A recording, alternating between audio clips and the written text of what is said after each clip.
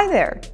What you see is what you get is one of the core rules of our team at Pentest-Tools.com. Maybe you noticed this from our monthly product updates, which we'll get to in about 10 seconds. Sticking to that particular lifestyle, we've just launched a detailed benchmark of the top web app vulnerability scanners on the market.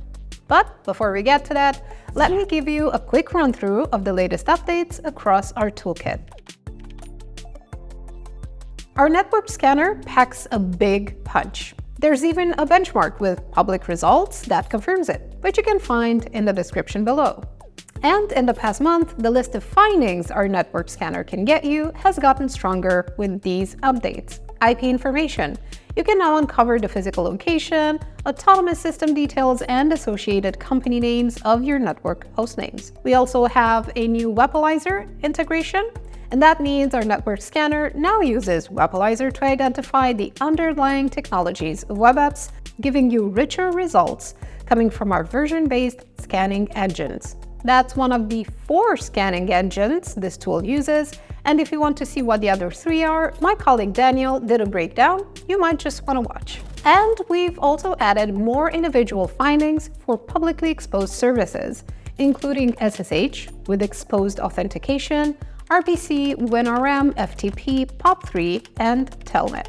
Can ransomware actors gain remote access to Roxy Wi, the server management UI, using this critical CVE? Also, can attackers use this CVE to get RCE on your Team City server? These 2 custom exploitation modules our team just added to Sniper will give you the answers and proof. Our website vulnerability scanner is one of the tools which we update every single month. In these past weeks, it got a better spider results table, so you now get a broader view of what the web spider did, including page title, page size, and status codes. And it also got more verbose vulnerability evidence. We've revamped some of the explanations around more complex detections, so you get more details about the methods our scanner uses. If you're curious how our website vulnerability scanner did in the benchmark we just published, check out the link in the description.